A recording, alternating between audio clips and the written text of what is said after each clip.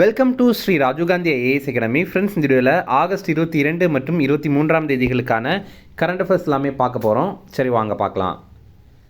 Friends, இந்த வீடியோடைய notes எல்லாமே கீழே பிடிஎஃபாக டிஸ்கிரிப்ஷன் கொடுத்துருக்கோம். அதெல்லாமே கிளிக் பண்ணி டவுன்லோட் பண்ணிச்சிங்க. அப்புறம் நம்ம டெலகிராம் குரூப் லிங்க்மே கீழே டிஸ்கிரிப்ஷன் கொடுத்துருக்கோம். அதுலேயுமே கிளிக் பண்ணி ஜாயின் பண்ணிங்க. நம்முடைய டெலகிராம் குரூப்பில் கரண்ட் அஃபேர்ஸ் குயிசஸ் நடத்திட்டு வரோம். நீங்களுமே ஜாயின் பண்ணி அட்டென்ட் பண்ணிக்கலாம். ஓகே, சரி வாங்க பார்க்கலாம். ஃபஸ்ட்டு 2026 தேசிய நல்லாசிரியர் விருதிற்கு தமிழ்நாட்டிலிருந்து தேர்வு செய்யப்பட்டவர் யார்? ஆன்சர் ஆப்ஷன் ஏ மற்றும் பி. இந்த ஆண்டு தேசிய நல்லாசிரியர் விருதுக்கு தமிழ்நாட்டிலேருந்து 2 பேர் தேர்வு செய்யப்பட்டிருக்காங்க. ஒருத்தங்க அமுதா, இன்னொருத்தங்க தங்கராஜ். இதில் இந்த தங்கராஜ், தங்கராஜ் இவர் தென்காசி மாவட்டம் புளியம்பட்டியில் இருக்கிற ஊராட்சி ஒன்றிய தொடக்கப்பள்ளியில் ஆசிரியராக பணிபுரிகிறாரு. அப்புறம் ஜே அமுதா, இவங்க மத்திய அரசுடைய கேந்திர வித்யாலயா பள்ளிகள் பிரிவில் மதுரை PM ஸ்ரீ கேந்திர வித்யாலயா பள்ளியில் ஆசிரியராக இருக்காங்க. அடுத்தது புதுச்சேரியிலிருந்து ஒருத்தருக்கும் வழங்கியிருக்காங்க. அதையுமே சேர்த்து நம்ம நியூஸ் பேப்பரில் கொடுத்துருக்காங்க. எஸ் கணேசன் அப்படிங்கிறவர் புதுச்சேரி மேட்டுப்பாளையத்தில் உள்ள தியாகி ஆர் ஸ்ரீனிவாசன் அரசு உயர்நிலைப் பள்ளியில் ஆசிரியராக பணிபுரிகிறார். அடுத்தது உசேன் போல்ட்டின் சாதனையை முறியடித்த மனித உருவ ரோபோவின் பெயர் என்ன? Answer lightning. இப்போ பார்த்தீங்கன்னா சீனாவுடைய ஹானர் அப்படிங்கிற நிறுவனம் இந்த லைட்னிங் அப்படிங்கிற ரோபோவை உருவாக்கியிருக்காங்க.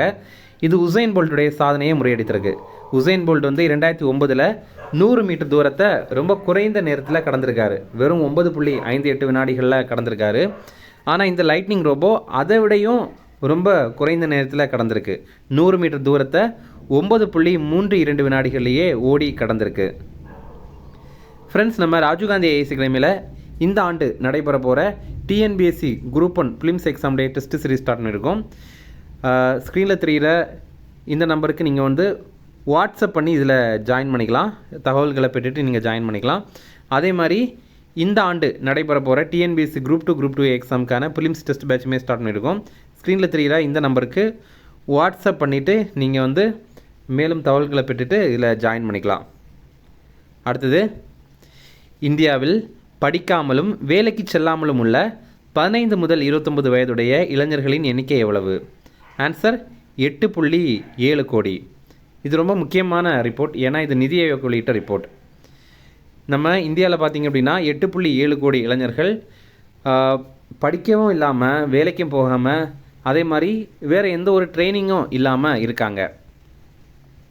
8.25% பட்டதாரிகள் மட்டும்தான் அவங்களுடைய கல்வி தகுதிக்கு ஏற்ப வேலையில் இருக்காங்க. இது 2021 ஆண்டு எடுக்கப்பட்ட 78வது தேசிய மாதிரி ஆய்வின் அடிப்படையில் இந்த ரிப்போர்ட்டை வெளியிட்டிருக்காங்க. இந்த தலைப்பு என்னென்னு வெளியிட்டிருக்காங்கன்னா 2047 வளர்ந்த பாரதத்திற்கான திறனை மீண்டும் கட்டமைத்தல் அப்படிங்கிற தலைப்பில் நிதி ஆயோக் இந்த ரிப்போர்ட்டை வெளியிட்டிருக்காங்க. இப்போது நம்ம நிதி ஆயோக் சம்மந்தமாக எக்ஸாமில் ரொம்ப அதிகமாக கேள்விகள் கேட்குறாங்க. அதனால் நிதி ஆயோக் சம்மந்தமாக நம்ம எல்லா டீட்டெயிலும் தெரிஞ்சுக்கணும். ஃபஸ்ட்டு நிதி ஆயோக் இது 2015 ஜனவரி 1 உருவாக்கியிருந்தாங்க. நிதி ஆயோக்கில் நிதிக்கு விரிவாக்கம் இருக்குது. அது என்ன அப்படின்னா national institution for transforming India அப்படிங்கிறது. இது ஒரு முறை எக்ஸாமில் கேட்டிருந்தாங்க. அப்புறம் இது எதற்கு மாற்றுதலாக உருவாக்கப்பட்டது அப்படின்னா இது திட்டக்குழுவுக்கு மாற்றுதலாக உருவாக்கப்பட்டது. அதுவுமே ஒரு முறை எக்ஸாமில் கேட்டிருக்காங்க. அப்புறம் இதோடைய தலைவர் யார் அப்படின்னா அது பிரைம் மினிஸ்டர் தான். அதாவது எக்ஸ் அஃபிஷியோ சேர்மேன் அப்படின்னு சொல்லுவாங்க. தமிழில் பதவி வழியில் தலைவர் அப்படிங்கிறது. அதோடைய அர்த்தம் என்ன அப்படின்னா நம்ம இந்தியாவுடைய பிரதமர் யாராக இருக்காங்களோ அவங்க ஆட்டோமேட்டிக்காகவே நிதி ஆயோக்குடைய தலைவராகிடுவாங்க. அப்புறம் துணைத் தலைவராக இப்போ அசோக் குமார் லஹிரி அப்படிங்கிறவர் இருக்கார்.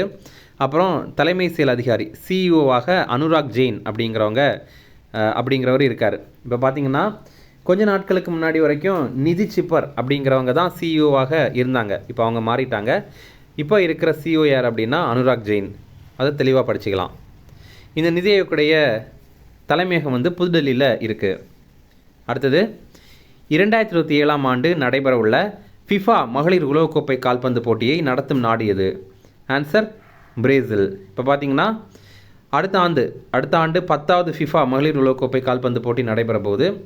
இது அடுத்த ஆண்டு ஜூன் 24 ஆரம்பித்து ஜூலை 25 வரைக்கும் நடைபெறுது. இதை பிரேசில் தான் நடத்துகிறாங்க.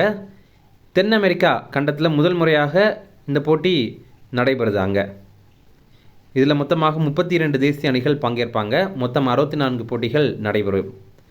இதில் தொடக்க போட்டி மற்றும் இறுதிப் போட்டி இது வந்து பிரேசிலுடைய ரியோ டி ஜெனீரோவில் மரக்கானா மைதானத்தில் தான் நடைபெற போகுது.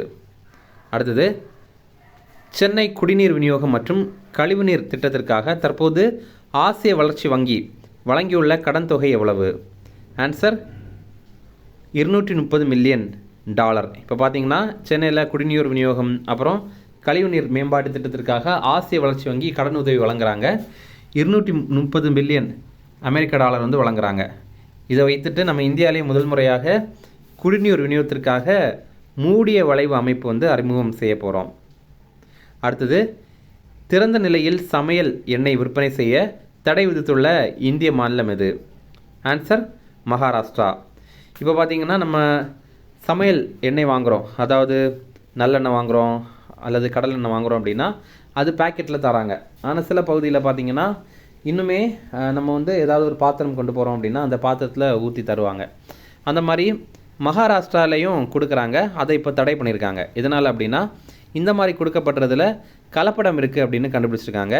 அதே மாதிரி போலி தயாரிப்புகள் கூட வழங்குறாங்க. அப்போ இதெல்லாம் தடுக்கணும் அப்படிங்கிறதுக்காக தான் இந்த மாதிரி மகாராஷ்டிராவில் திறந்த நிலையில் சமையல் எண்ணெயை விற்பனை பண்ணுறதுக்கு தடை விதித்திருக்காங்க.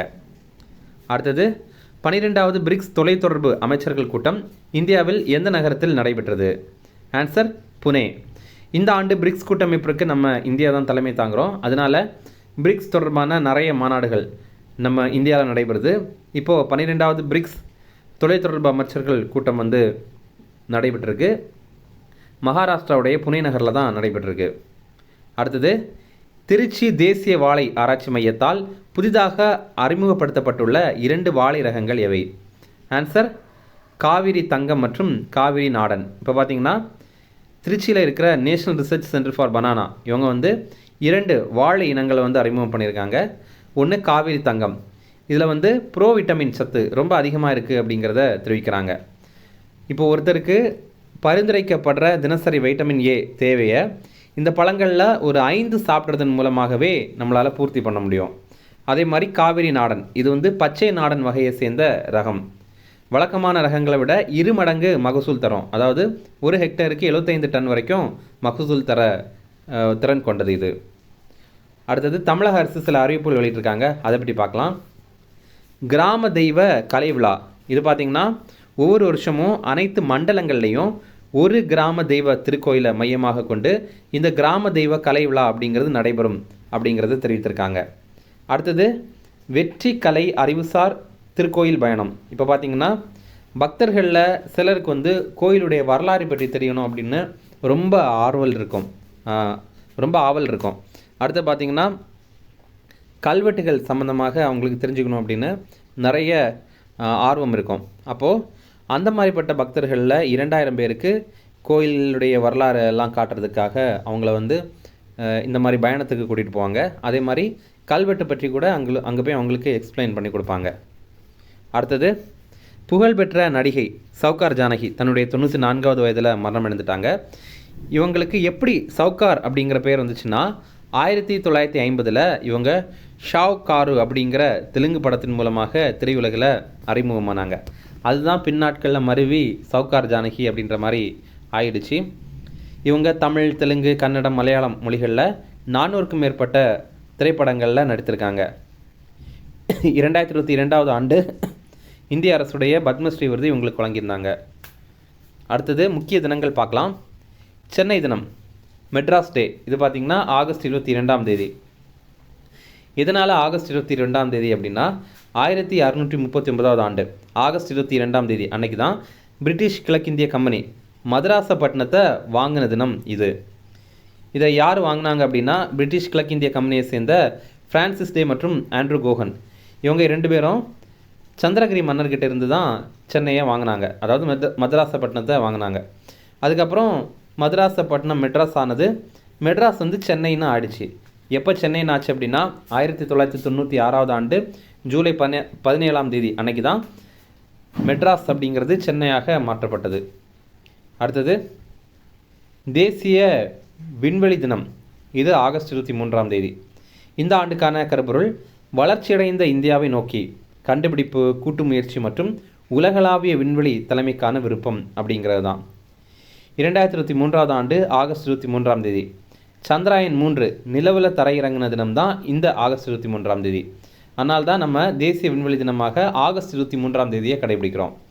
சந்திராயன் 3 நிலவில் தரையிறங்கின புள்ளி எது அப்படின்னா சிவசக்தி முனை அப்படிங்கிற மாதிரி நம்ம பேர் வைத்திருக்கோம். அடுத்தது ரிவிஷன் பார்க்கலாம்.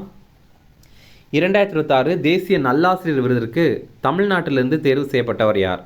ஆன்சர் ஆப்ஷன் ஏ மற்றும் பி, அதாவது அமுதா மற்றும் தங்கராஜ். அடுத்தது உசேன் போல்ட்டின் சாதனையை முறியடித்த மனித உருவ ரோபோவின் பெயர் என்ன? Answer lightning. அடுத்தது நாட்டில் படிக்காமலும் வேலைக்கு செல்லாமலும் உள்ள 15 முதல் 29 வயதுடைய இளைஞர்களின் எண்ணிக்கை எவ்வளவு? ஆன்சர் 8.7 கோடி. அடுத்தது 2027 ஆண்டு நடைபெறவுள்ள ஃபிஃபா மகளிர் உலகக்கோப்பை கால்பந்து போட்டியை நடத்தும் நாடு எது? Answer Brazil. அடுத்தது சென்னை குடிநீர் விநியோகம் மற்றும் கழிவுநீர் திட்டத்திற்காக தற்போது ஆசிய வளர்ச்சி வங்கி வழங்கியுள்ள கடன் தொகை எவ்வளவு? ஆன்சர் 230 மில்லியன் அமெரிக்க டாலர். அடுத்தது திறந்த நிலையில் சமையல் எண்ணெய் விற்பனை செய்ய தடை விதித்துள்ள இந்திய மாநிலம் எது? ஆன்சர் மகாராஷ்டிரா. அடுத்தது 12வது பிரிக்ஸ் தொலைத்தொடர்பு அமைச்சர்கள் கூட்டம் இந்தியாவில் எந்த நகரத்தில் நடைபெற்றது? ஆன்சர் புனே. அடுத்தது திருச்சி தேசிய வாழை ஆராய்ச்சி மையத்தால் புதிதாக அறிமுகப்படுத்தப்பட்டுள்ள 2 வாழை ரகங்கள் எவை? ஆன்சர் காவிரி தங்கம் மற்றும் காவிரி நாடன். அப்புறம் போன வீடியோவில் நம்ம ஒரு ப்ரீவியஸ் இயர் கேள்வி கேட்டிருந்தோம், அதற்கான ஆன்சர் பார்க்கலாம். இந்திய தேசிய காங்கிரஸில் நீண்ட காலம் தலைவராக இருந்தவர் யார் அப்படிங்கிறது தான் கேள்வி. Answer option C, Abul Kalam Azad அப்படிங்கிறவர் தான். நிறைய பேர் கரெக்டாக ஆன்சர் பண்ணியிருந்தீங்க, எல்லாருக்குமே வாழ்த்துக்கள். இன்றைக்கான கேள்வி, இந்திய அரசியலமைப்பின் டேஷ் சட்டப்பிரிவின்படி எவரையும் விசாரணையின்றி கைது செய்யக்கூடாது, இதான் கேள்வி. ஆப்ஷன் ஏ விதி 22 அதுவா? ஆப்ஷன் பி ஆர்டிகிள் 23 அதுவா? ஆப்ஷன் சி ஆர்டிகிள் 24 அதுவா? ஆப்ஷன் டி ஆர்டிகிள் 25 அதுவா? இல்லை கரெக்டான ஆன்சரை கமெண்ட் பண்ணுங்கள். இந்த வீடியோ பிடிச்சிருந்தா கண்டிப்பாக லைக் பண்ணுங்கள், நம்மளுடைய சேனலுக்கு சப்ஸ்கிரைப் பண்ணி வச்சுங்க, உங்கள் நண்பர்களுக்குமே ஷேர் பண்ணுங்கள். கண்டிப்பாக இது அவங்களுக்கும் பயனுள்ளதாக இருக்கும். Okay, thank you.